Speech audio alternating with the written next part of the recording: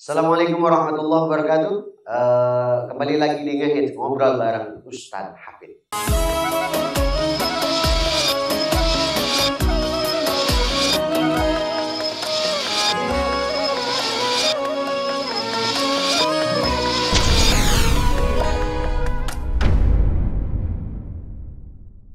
Kali ini kita kedatangan tamu. Sebelum kita ngobrol banyak tentang hal-hal yang aneh-aneh, saya mengajak kepada sahabat semua untuk like, komen, subscribe, dan jangan lupa share sebanyak-banyaknya. Di mana? Di Ahsanah TV. Dan jangan lupa klik tombol loncengnya. Nah, siapa tamu kita pada malam ini? Kalau mungkin anak-anak muda sekarang udah banyak namanya apa tuh bucin. Bucin itu budak apa sih? Budak cinta ya, budak cinta. Nah, yang gini-gini tuh. Nah, itu apa sih namanya? Nah, kalau gini-gini ini beda lagi. Atau budak cinta. Nah, ya bucin. Nah, tentang ini kita ada salah satu korban. Kenapa bisa jadi korban dia? Apa memang dia termasuk korban tipuan daripada laki-laki yang buaya? Kita lihat dulu. Nah, kalau dalam istilah psikologi itu namanya Stockholm Syndrome. Nah, jadi Stockholm Syndrome itu kita akan bahas seperti apa. Kita akan ngobrol lagi bersama Teh Ayu. Oh, sebelah sini Teh Ayu. Ya. Teh Ayu. Oke. Assalamualaikum. Waalaikumsalam warahmatullahi wabarakatuh. Seperti Nisa Samban nih. Nisa Samban. Aduh, jangan. Ya, ini kan bulan Saban. Ya, Ayu Samban sekarang. Ayu Samban. Boleh. Ya, gimana Teh Ayu? Sedikit cerita. Nama siapa nama asli? Ayu Septianti. Ayu Septianti. Dipanggilnya Ayu aja. Septi apa Ayu? Ayu aja. Ayu aja. Nah, ini Ayu nih domisili di mana? Aku tinggal di daerah Tambun. Tambun. Tuh yang suka tuh silakan langsung lamar. Tambun ya? Tambun. Nah, ini Bekasi berarti ya, Bekasi. Nah, kira-kira ada sebelum kita ngobrol banyak nih Teh Ayu nih, banyak punya kisah apa sih?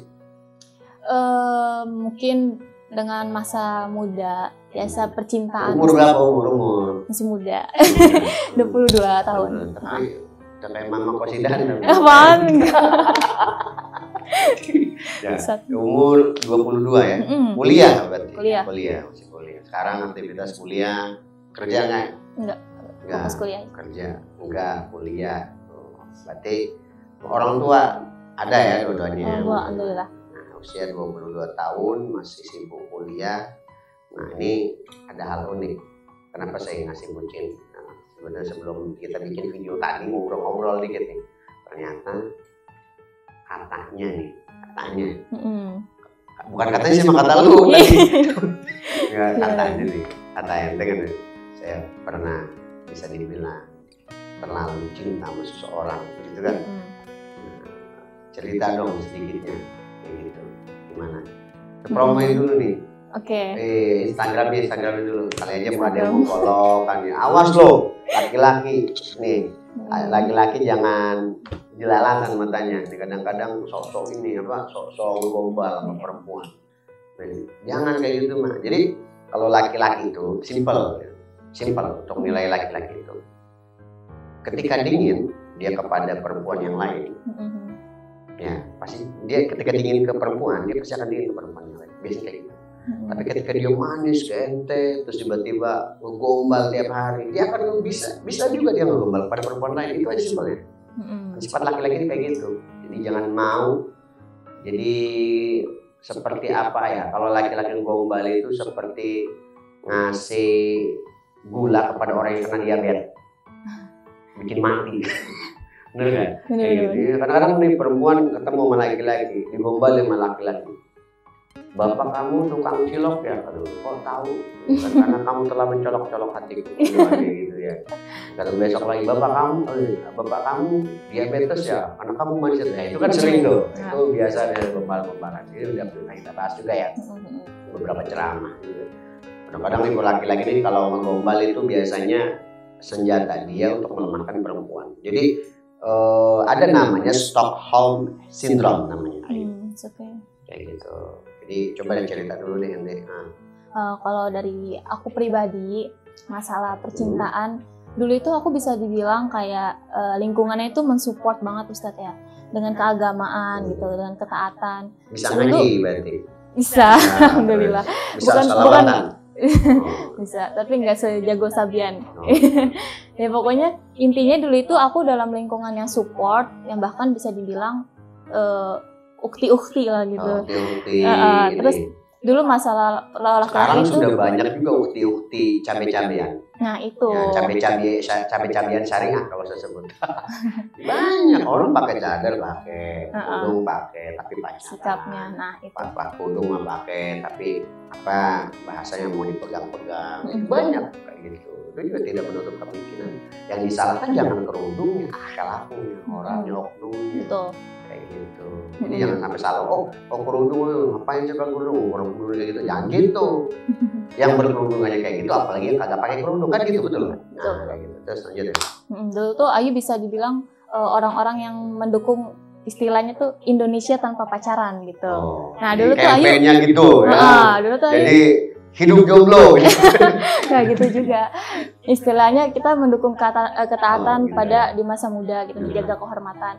Tapi semakin kesini, semakin kayak ada Lu juga tekanan. jadi ujung-ujungnya kena gombalan juga. Nah kan? itu Gitu. gombalan laki-laki. Mohon maaf sang mantan nih kalau mendengarkan video ini jangan kecewa ya, karena ini kita niatnya siar agar perempuan-perempuan lain tidak seperti penderitaannya, tidak seperti Ayu menderita betul loh. Terus lanjutin cerita. Nah, terus singkat cerita berubahlah sikap, perilaku dan mindset pola pikir. Akhirnya dulu sih mikirnya kayak ya udah sih gue udah dewasa gitu. Teman-teman gue juga banyak yang lebih parah dari gue. Kenapa gue nggak ngerasain titik kebahagiaan itu? Ternyata salah gitu. Semakin kesini gue semakin ngikutin dengan cara mereka yang berpacaran itu malah justru semakin menyesatkan diri, bikin lebih nggak tenang Ustaz. Ternyata dulu Ayu pikir mungkin setelah gue pacaran gue bakal nemukan bahagia gitu, ternyata enggak banget.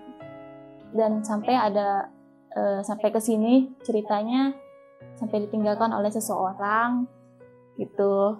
Jadi Seseorang ditinggalin pas sayang pas lagi sayang. Oh, gitu. Dan itu benar-benar menjatuhkan banget mental, semangat hidup segala macem. Jadi nggak semangat ngapa-ngapain. Mm-mm. Kuliah masih semangat Setengah. dulu Dulu termasuk orang yang ambisius ya. ngorek-ngorek ini apa got masih semangat. Enggak gitu. Dulu tuh termasuk orang Anhedonia ya, berarti kehilangan semangat dari trauma itu. Terus ya mungkin karena efek dampak keluarga juga yang kayak mendesak, ayo yuk cari pacar udah dewasa gitu, mau sampai kapan. Perkenalan itu kan gak hanya sebulan 2 bulan gitu, dengan mindset keluarga ya seperti tapi itu. udah ada belum kerana mau nikah? Udah sekarang udah pengen Ustaz. Enggak, maksudnya dengan orang itu. Dengan orang itu udah menikah justru, udah meninggalkan. Oh berarti ente ditinggalin nikah. Kasihan banget kamu. Iya, udah gitu bodohnya dia udah nikah, Ayunya masih mau ngejar. masih cinta gitu. Lu mau jadi pelakor yuk emang? Jangan. Enggak dulu. Jangan jadi pelakor yuk kayak gitu. Harus apa? Jangan jadi. Ya, udah apa ya, jadi bahasanya menikah dengan duda itu lebih baik gitu kan daripada jadi pelakor gitu kan. Jangan rusak rumah tangga orang. Siap. Tuh. Jadi ada istilah itu. Saya ingat dari kisah ente nih ada satu makalah. Makalahnya begini. Ahbib habibaka haunan ma asa ayyakuna baghidaka yawman. Wabghid baghidaka haunan ma asa ayyakuna habibaka yawman. Cintailah orang yang kamu cintai ala kadarnya aja. Bisa jadi orang yang kamu cintai, bisa jadi orang yang kamu benci suatu hari nanti. Benci orang yang kamu benci ala kadarnya aja, apa adanya. Bisa jadi orang yang kamu benci, bisa jadi orang yang kamu sukai suatu hari. Makanya Habib kehaunan ma'as ya berbagi untuk yang mana. Jadi alhamdulillah nih buat Ayu masih termanage gitu, masih ada keagamaannya, masih luar biasa gitu kan pendidikan agamanya. Nah, khawatir perempuan-perempuan yang di luar sono yang bisa jadi yang enggak, yang pergaulannya tidak kenal ranah agama, ini khawatir kita kan gitu betul kayak. Nah kita ngasih share juga kepada perempuan-perempuan di sana ataupun laki-laki sana, janganlah jadikan perempuan-perempuan kalian boneka. karena mereka adalah manusia bukan boneka. Ya, siapa tahu orang yang kita cinta ini menjadi orang yang suatu hari nanti kita benci. Kalau kita sudah all out kemudian tiba-tiba selingkuh misalnya laki-lakinya, kalau udah nggak suka atau enggak dia ditinggal nikah, nah seperti kasus ente nih, nikah, pasti itu laki-laki itu walaupun masih ada rasa cinta tapi menjadi orang yang kita benci, betul nggak? Betul nggak? Gedek banget gitu. Banget. Benar. Pernah nggak kepikiran, wah kalau dia lewat saya lemparin kotoran ayam aja gitu kan, bisa aja kayak gitu kan. Rasanya pengen hancurin. Jadi pengen hancurin hidupnya, bahkan ada rasa suka tapi pengen hancurin rumah tangga, itu bisa terjadi kayak gitu. Maka orang yang kita sukai dulu kita sukai bisa jadi menjadi kita benci kalau kita terlalu berlebih. Makanya kalau suka sama orang biasa-biasa aja, kalau mau nyerita biasa-biasa aja, enjoy aja, karena jodoh juga udah ditentukan. Yang kedua, benci orang yang kita benci ala kadarnya, seperti orang yang kamu benci jadi orang yang kita sukai, kayak gitu. Benar nggak? Betul. Kadang-kadang ada orang laki-laki dibenci aja, perhatian dibenci. Suatu ketika down itu perempuan, datanglah laki-laki yang tiba-tiba menolong perempuan tersebut sampai akhirnya merasa tertolong, bunga jadi suka. Sebenarnya itu udah kayak hukum alam gitu nggak sih? Setiap orang punya skenario hidupnya seperti itu gitu. Ya sudah. Perjalanan cintanya. Memang itu sudah jadi rumus. Sudah jadi rumus. Makanya dalam Al-Quran, wa may ya'mal mithqala dzarratin khairan yarahu wa ya'mal syarran. Sebaik apapun kebaikan kita dibalas, buruk apapun kita akan dibalas. Jadi walaupun misalnya kita punya mantan orang-orang yang suka ke kita ini seperti apa, pasti Allah akan balas gitu. Maka ada namanya Stockholm Syndrome. Jadi Stockholm Syndrome ini bisa dibilang bucin. Kalau dalam istilah modernnya Stockholm HOLM Syndrome. Nih, berkembangnya perasaan positif kepada. Jadi ini sebetulnya bahasa kriminologi dalam psikis ya. Jadi orang jadi kayak bahasa kita, ente punya cowok, anggaplah cowok itu penculik atau penyandra ente, sehingga ente nggak bisa apa-apa. Kalau orang sudah Stockholm Syndrome, maka akan berkembang satu perilaku positif aja. Misalnya ente punya cowoknya itu misal ente dimarahin tiap hari, tapi masih saja demen sama dia, bahkan ente dipukul, demen aja deh. Itu udah Stockholm Syndrome, gangguan psikis itu. Hati-hati tuh, ada nggak yang kayak kalian kayak gitu tuh? Seharusnya normalnya nggak gitu ya? Normalnya nggak gitu, biasa. Khairul umur awsatuha hal terpagam, itu sebaik-baiknya hal itu adalah yang sedang-sedang saja. Karena ada nyanyinya, yang sedang-sedang saja itu. Dalam siapa tuh? Lagunya dangdut. Kemudian ada berkembangnya perasaan negatif kepada keluarga. Jadi contoh, ente punya pasangan ente mengekang ente sehingga mau nggak mau ente akan mengucilkan keluarga demi pasangan ente.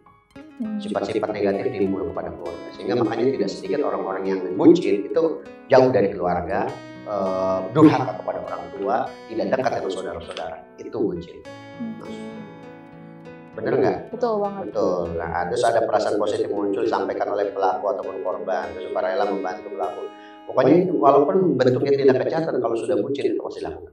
Apapun. Seperti zina, kissing, touching dan lain-lain. Kemudian tidak mempersesuaikan melihat usaha. Ya banyak lah sebetulnya. Yang kita lihat dampak-dampaknya nih, dampak psikisnya ya akibat daripada Stockholm Syndrome. Nah ini diantaranya nih gejala-gejalanya nih yang muncul, mudah kaget. Gimana tuh? Mudah kaget. Jadi sampai satu, gitu. Ada itu. Kemudian gelisah nggak? Bisa. Sering gelisah. Mau ulang apa gelisah. Terus mimpi buruk. Misalnya mimpi dikejar-kejar harimau, ular atau apa. Mimpi buruk aja pokoknya. Mimpi ninja kotoran gitu. Mimpi buruk gitu kan. Mimpi dikejar-kejar dealer gitu kan. Dikejar-kejar rentenir. Nah itu juga mimpi buruk. Itu mau punya utang. Punya utang aja loh ya. Nggak, itu gelisah karena belum bayar. Sulit tidur atau insomnia. Nah insomnia mungkin lebih dulu aja sebelumnya insomnia nggak separah sekarang sih. Insomnia nggak separah sekarang berarti. Sekarang insomnia berarti paling antar tidur jam berapa? Jam 1, jam 2. Benar? Iya, subuhnya kesiangan jadinya. Oh gitu, parah lo. Iya, saking bucinnya. Lo lebih suka Allah, gak suka malah makhluknya. Ya, kalau kamu sudah cinta sama Allah, makhluk yang manapun tinggal Allah pilihkan yang terbaik buat ente. bener kan? Gitu. Kemudian muncul perasaan perasaan yang sedang, jadi perasaan-perasaan yang tidak nyata itu seperti nyata. Ya, hal-hal yang menghalu, ya, halu-halu ya, gitu. Ada ya. Sering. Menghalu gitu. Terus sulit konsentrasi udah pasti. Kemudian selalu mengenang masa lalu atau flashback. Benar. Betul banget. Apa tuh? Flashback apa tuh? Itu udah. Itu nggak usah ceritain. Kemudian tidak lagi menikmati pengalaman yang menyenangkan. Dulu kita bahasanya happiness gitu kan. Tiap kali kita ngelakuin sesuatu dapat kebahagiaan itu enggak. Enggak. Sama sekali. Jadi nggak menikmati. Nggak menikmati hidup. Nggak menikmati itu. Kayak ambiar aja. Ya, hati-hati bucin. Woi yang pacaran. Gue doain besok jomblo tuh ya. Biar gak ini doain nikah dong. Doain nikah. Mudah-mudahan cepat nikah. Jangan pacaran, gak usah pacaran. Pacaran itu merugikan perempuan. Coba ada yang bertanya nggak? Nah, pertanyaannya selanjutnya nih setelah move on ceritanya. Udah move on. Sedikit lah. Cepet amat lu. 15%. Itu juga dipaksa, diblokir lah segala macam sama Ayu kan. Dengan memaksakan diri untuk perbaiki diri segala macam. Sekarang kondisinya ada yang mendekat nih karena dari doa-doa Ayu mungkin yang dengan sebuah tekad gitu ya mau berubah, terus harapan-harapan. Datanglah seorang memaafkan kesalahan siapapun. Iya, insya Allah. Insya Allah harus. Kayak gitu. Jadi jangan kalau orang selalu lihat spion, nabrak. Ya, kita nggak tahu di situ ada gantungan karena ini kita harus lihat ke depan. Masa depannya itu masih panjang. Terus ujiannya setelah itu Ustaz, datanglah seorang laki-laki tapi dengan kondisi statusnya dia itu duda. Nah di sini lah enggak suka. Gitu. Jadi terus, ini kan yang Allah hadirkan orang ini kan emang luar biasa ya. Tapi ente respon nggak? Kalau misalnya mempertimbangkan dari respon. Berarti ente suka duda. Nah dulu. Ente suka duda berarti. Enggak suka duda, maksudnya ngerespon dari beberapa pilihan laki-laki. Dari segi laki-laki dia. Dari segi finansial, terus kriteria keluarga. Nah orang ini yang boleh ditampilkan kan nih? Jangan. Ustaz serius nanya. Oh iya. Nah terus setelah itu Ayu ada muncul kegalauan lagi sekarang. Gimana ya nanti situasi seperti ini, apa keluarga bisa nerima seperti itu? Dikhawatirkan apa yang terjadi kan namanya kalau udah duda takutnya nanti istrinya balik lagi tuh Ustaz. Belum sampai ke situ pikirannya, dia minta pencerahan. Semuanya disarankan dalam Islam kan diajarin istikharah. Istikharah lah Allah yang ngasih petunjuk. Fa innaka ta'lamu ma la a'lamu wa innaka 'allamul ghuyub kan ada doa ini. Sehingga engkau wahai Allah engkau yang lebih tahu apa yang saya enggak tahu. Innaka 'allamul. Ada cerita. Kamu enak bisa dibilang kamu ditikung kan. Dulu ada sahabat yang bernama Salman Al-Farisi. Kalau tidak salah beliau sahabat Nabi kan kita kenal. Tahu Salman Al-Farisi pernah dengar? Pernah cuman nggak tahu orangnya. Iya nggak tahu lah orangnya, nggak tahu orang gimana ceritanya. Salman Al-Farisi ini adalah seorang sahabat Nabi yang tinggal di luar daripada kota Arab, dalam artian Persia gitu kan. Kemudian dia menyukai seorang wanita, sampai sukanya, masya Allah, tapi pengen saking sukanya pengen nikah sama perempuan itu. Kemudian Salman Al-Farisi ini punya kawan di Madinah namanya Abu Darda. Akhirnya minta tolong lah Salman Al-Farisi, tolong saya nggak tahu apa adat di Madinah ini seperti apa, ada orang kayak gini senangnya seperti apa, tolong sampaikan saya suka sama perempuan ini, nanti antarin saya, intinya PDKT lah. Jadi ingin menikah. Kalau zaman dulu kan nggak ada, langsung udah suka nikah gitu kan. Nah, pendekatan lah ini Salman Al-Farisi kepada perempuan tersebut melalui ditolong oleh Abu Darda. Suatu ketika singkat cerita sudah berlalu, Salman kirim salam terus dan kayak gitu ya, kirim salam. Jadi Abu Darda ini sebagai perantara yang mengirimkan salam kepada calonnya yang ditargetkan oleh Salman Al-Farisi. Ya, kalau zaman sekarang kan ada WA, zaman dulu kan nggak ada kayak gitu. Nah, kemudian Suatu ketika datanglah Salman Al-Farisi dengan Abu Darda. Datang diantarin sama Abu Darda di Salman Al-Farisi melamar perempuan tersebut. Pak, anak bapak ini kebetulan ada sahabat saya ini, beliau juga sahabat Nabi, bahkan diakui oleh Rasulullah sebagai ahlu baitnya Rasulullah, sebagai keluarganya Rasulullah. Beliau adalah orang yang selalu membantu Rasul, namanya Salman Al-Farisi. Kira-kira kiranya ini Salman ini suka sama anak bapak, sama anak ibu, mau nggak kira-kira menerima lamaran daripada Salman Al-Farisi? Bapak ibunya bilang, saya tidak bisa memutuskan, saya harus tanya dulu anak saya. Ditanya anaknya bla bla bla bla bla. Kemudian apa yang dikatakan oleh disampaikan oleh ibunya melalui keluh kesah anaknya kepada ibunya. Kemudian ibunya menyampaikan, nah Salman, mohon maaf jika kamu datang melamar anak saya tidak bisa menerima lamaranmu.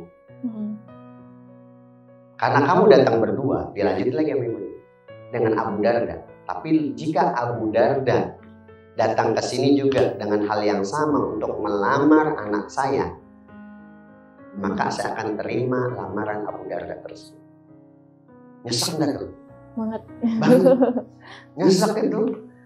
Jadi Abu Darda sendiri pada saat itu biasa aja. Tapi ketika ditawarkan kayak gitu, akhirnya Abu Darda lah yang menikah dengan perempuan tersebut. Padahal apa yang dilakukan oleh Salman Al-Farisi? Apa dia marah? Enggak. Justru pernikahan Abu Darda dengan perempuan tersebut disuplai kebutuhannya, acaranya, bahasanya, resepsinya, semuanya dibantu oleh Salman Al-Farisi. Pernikahan Abu Darda. Inilah keistimewaan akhlak yang diajarkan oleh Nabi Muhammad SAW. Jadi segala sesuatu yang sudah berlalu dia berlalu. Fokus pada masa depan karena Allah sudah takdirkan. Jadi dari kisah sahabat itu kita bisa belajar sesuatu jodoh itu ditentukan, nggak usah bucin-bucinan, gitu betul nggak? Betul. Ya kita suka sama orang tiap hari sampai gini, nah tapi kalau kata Allah bukan jodoh ya apa kan gitu. Jadi makanya saya pesan kepada abang, cintailah kalau mau punya pasangan nih, cintailah orang yang menjaga sholat, karena sholatnya dijaga, apalagi kamu. Betul. Ulang ya. Oke, untuk para perempuan, laki-laki, carilah pasangan yang selalu menjaga sholat. Kenapa? Sholatnya dijaga, apalagi kamu. Jangan pernah mencintai orang yang tidak mencintai Allah, karena Allah saja yang menciptakan dia nggak pernah dia cintai, apalagi kamu. Nah, maka cintailah orang-orang yang berbuat baik. Ya, insya Allah semua akan merasakan kebahagiaan dunia sampai akhirat. Ya. Nah, sebelumnya terima kasih untuk Ayu, makasih untuk berbagi ceritanya. Ya, Ayu mungkin ada ini yang disampaikan untuk para bucin-bucin di sana. Oke. Untuk teman-teman yang di luar sana, ambil dari ilmu tersirat dari kisah ini, mudah-mudahan sewajarnya aja lah untuk kedepannya untuk menghadapi gombal-gombalan cowok-cowok di luar sana gitu. Karena kita kehidupan bukan hanya stuck tentang percintaan, tapi ada tentang keluarga kita, ada teman-teman kita. Jadi kebahagiaan itu bukan hanya dari percintaan, dari doi kita aja gitu, istilah doi ya Ustaz. Asana TV.